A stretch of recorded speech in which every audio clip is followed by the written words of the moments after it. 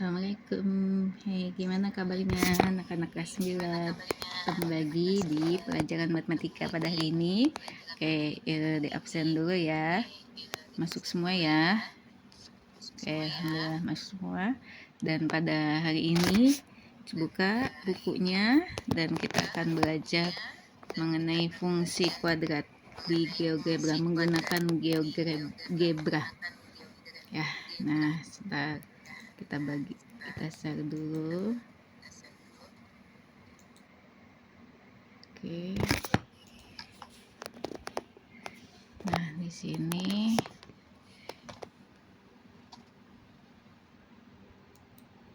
share belum dipilih penelusuran share. Oke. Nah, ini dia. Sekarang kita buka GeoGebra.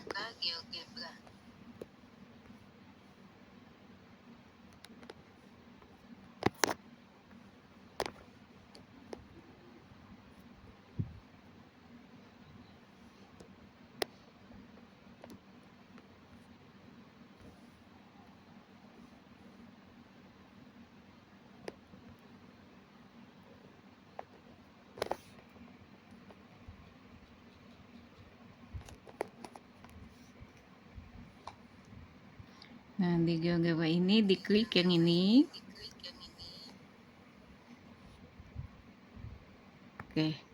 Nah, sebelum kita lanjut, saya akan jelaskan tujuan dari pembelajaran menjelaskan fungsi kuadrat ini menggunakan tabel, persamaan, dan grafik ya. Jadi nanti harapannya kalian bisa menjelaskan fungsi kuadrat menggunakan tabel, grafik, dan persamaan menggunakan GeoGebra. Jadi kalian nanti akan gambar fungsi kuadrat dan menentukan unsur-unsurnya, menentukan titik puncak sumbu simetri, serta titik potong pada sumbu X dan sumbu Y. Nah, lalu menjelaskan pengaruh antara nilai A, B, dan C terhadap grafik yang terjadi dalam persamaan kuadrat. Fungsi X sama dengan AX kuadrat ditambah BX ditambah dengan C. Ya. Oke, nah sekarang kita buat dulu fungsi kuadratnya nanti. Nah, di sini GeoGebra-nya kita buka yang kalkulator ya. Terus grafik. Nah, muncul loading.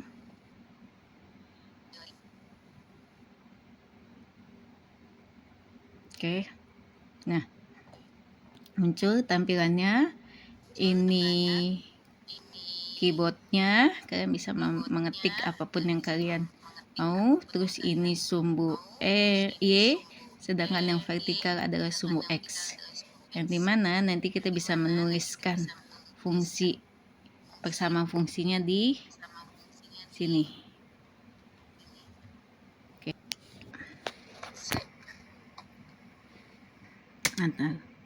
Nah,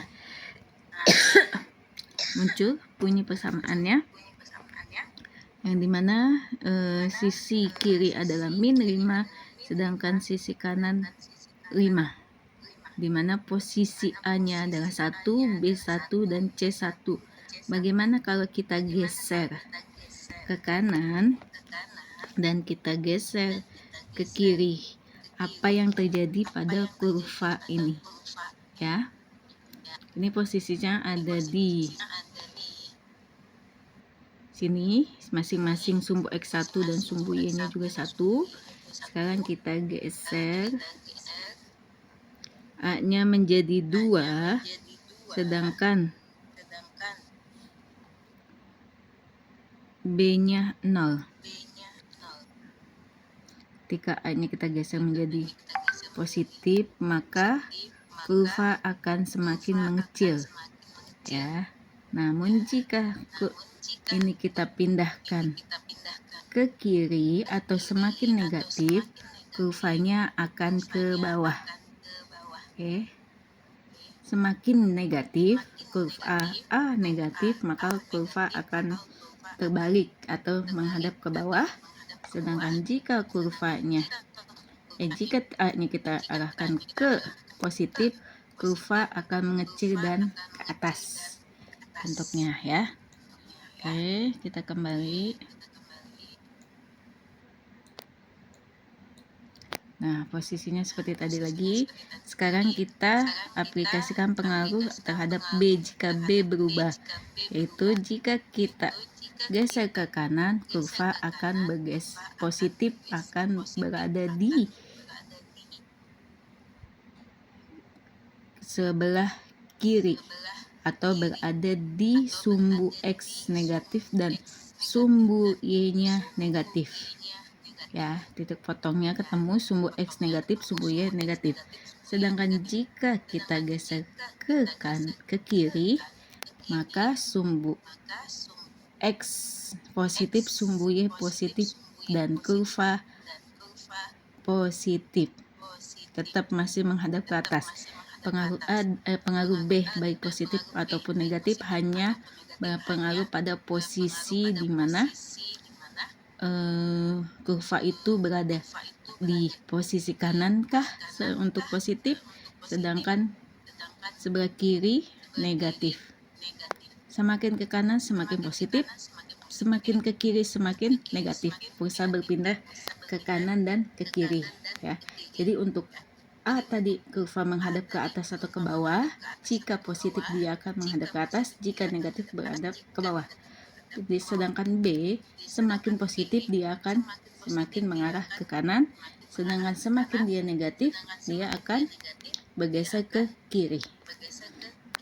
Oke, nah selanjutnya bagaimana jika pengaruhnya C? C-nya kita ganti ke kanan semakin positif. Nah, berubah nih kurvanya. Ya.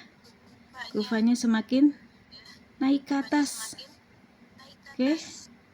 Nah, sekarang gimana jika C-nya kita geser ke kiri?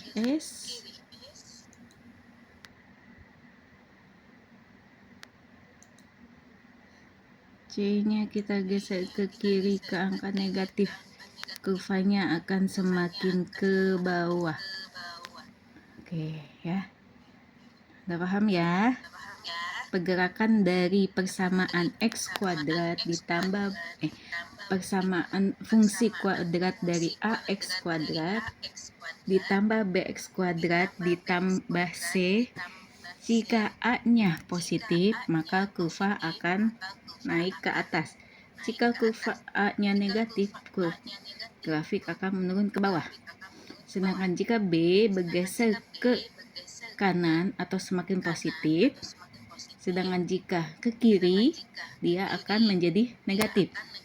Sedangkan untuk C, positif, kurva akan semakin naik ke atas, ya, ke sumbu sumbu Y yang positif. Sedangkan jika negatif, dia akan semakin ke bawah, ke sumbu Y negatif.